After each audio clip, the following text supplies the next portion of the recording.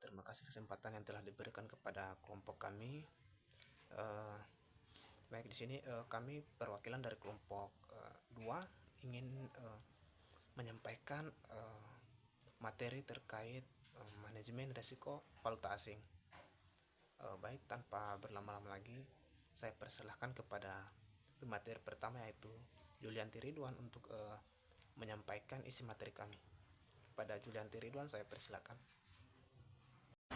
Sebelumnya, wassalamualaikum warahmatullahi wabarakatuh. Saya Julianti Ridwan akan mempresentasikan hasil tugas kelompok kami yang berjudul Manajemen Risiko Valuta Asing.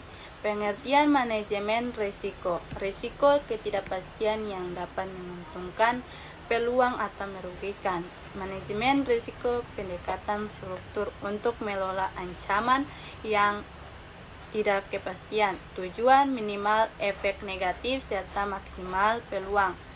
Strategi menghindari, memindahkan, merugikan, atau menerima risiko. Yang kedua, manajemen risiko valuta asing. Valuta asing yaitu falas, mata uang dari negara lain yang digunakan dalam perdagangan internasional. Risiko falas perubahan kuras yang tidak sesuai dengan harapan. Contoh, fluktuasi nilai tukar dolar terhadap rupiah. Jenis risiko sistematik dipengaruhi kondisi ekonomi global. Non sistematik berasal dari faktor internal perusahaan. Pentingnya manajemen risiko falas. Manajemen risiko falas membantu perusahaan untuk mengevaluasi dengan risiko yang peluang yang terkaitan dengan transaksi keuangan lintas batas dengan memahami potensi dan transaksi, membantu keputusan yang lebih tepat mengenai pembiayaan, misalnya apakah akan meminjam dalam mata uang asing atau lokal, dan investasi, misalnya apakah lokal dan investasi di pasar asing atau domestik.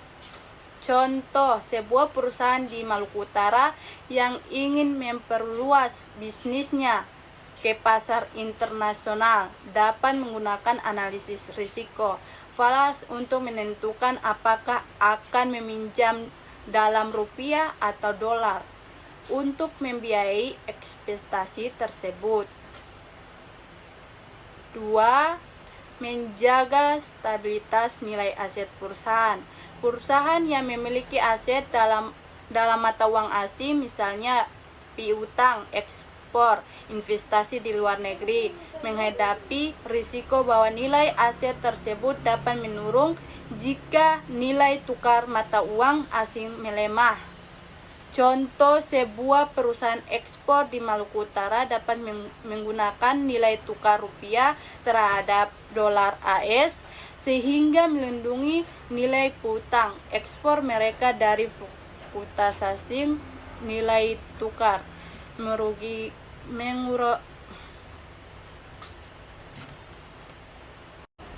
Itu saja hasil. Baik, itu saja pemateri dari saya. Saya akan berikan kepada pemateri 2, akan melanjutkan pemateri selanjutnya. Assalamualaikum warahmatullahi wabarakatuh. Saya akan melanjutkan materi dari manajemen risiko valuta asing. Selanjutnya ada strategi hedging untuk valuta asing. Yang di situ ada 5. Yang pertama, class hedging. Jadi class hedging ini dia mengambil posisi berlawanan dengan pasar. Artinya jika kita memperkirakan harga suatu aset itu akan turun, maka di situ kita mengambil posisi menjual begitu. Begitu juga sebaliknya, ketika kita memperkirakan harga akan naik, maka di situ kita mengambil posisi untuk membeli begitu.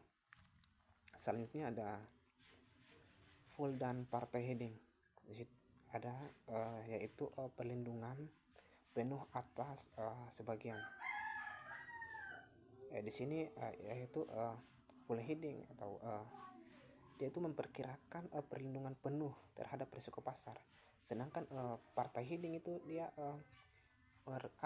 melindungi sebagian begitu, sebagian dari risiko tersebut. Selanjutnya ada di situ ada anticipatory heading. Di situ dia itu memperkirakan transaksi sebelum terjadi. Jadi sebelum kita melakukan transaksi, di situ kita memperkirakan dulu apakah harga suatu aset ini dia naik atau turun gitu. Selanjutnya ada selective heading. Di situ dilakukan hanya pada kondisi tertentu. Nah, strategi ini tuh memungkinkan kita untuk memilih kapan dan bagaimana melakukan heading gitu. Selanjutnya ada cross heading, itu menggunakan instrumen lain seperti indeks saham. Jadi ini tuh dia melibatkan penggunaan instrumen keuangan yang berkorelasi dengan aset yang ingin dihidingkan.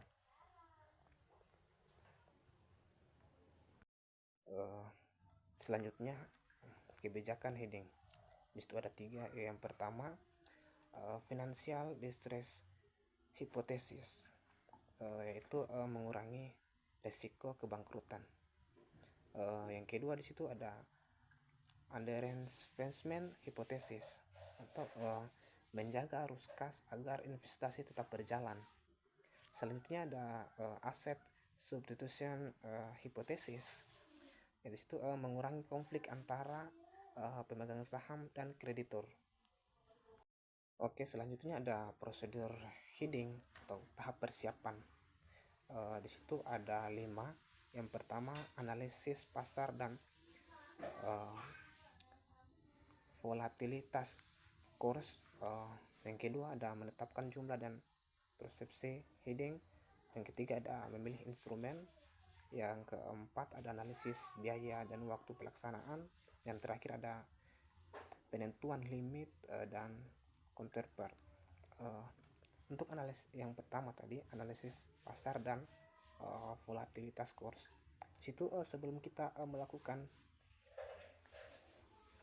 heading atau pembelian atas saham, di situ kita analisis dulu apakah mana saham yang cocok untuk kita beli begitu. Yang kedua menetapkan jumlah. Jadi setelah kita analisis dan telah kita menentukan aset mana yang ingin kita beli atau kita jual, kita beli.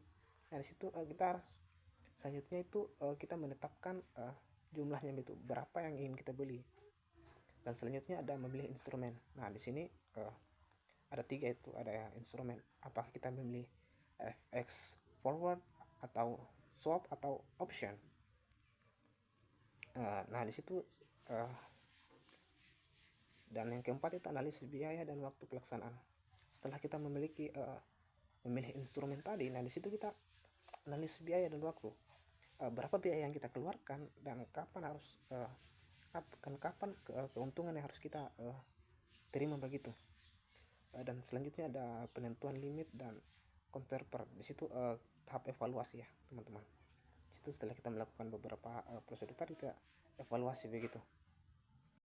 Selanjutnya ada prosedur heading atau tahap pelaksanaan. Yang pertama ada monitoring limit, transaksi dan risiko. Di situ kita menganalisis begitu. Dan selanjutnya ada price checking. Di situ kita memastikan bahwa harga saham itu sesuai dengan pasar begitu. Selanjutnya ada konfirmasi transaksi. Nah di situ setelah kita melakukan beberapa langkah-langkah tadi, nah situ di sini tuh kita mendatangani kontrak dan pelaporan. Nah di situ kita buat kesepakatan begitu kepada pemilik saham begitu. Mungkin itu saja materi yang dapat kami sampaikan. saya perwakilan dari kelompok 2 mengucapkan banyak terima kasih, dan apabila materi yang telah kami sampaikan itu banyak kekurangan, kami mohon maaf. Saya akhiri dengan mengucapkan wassalamualaikum warahmatullahi wabarakatuh.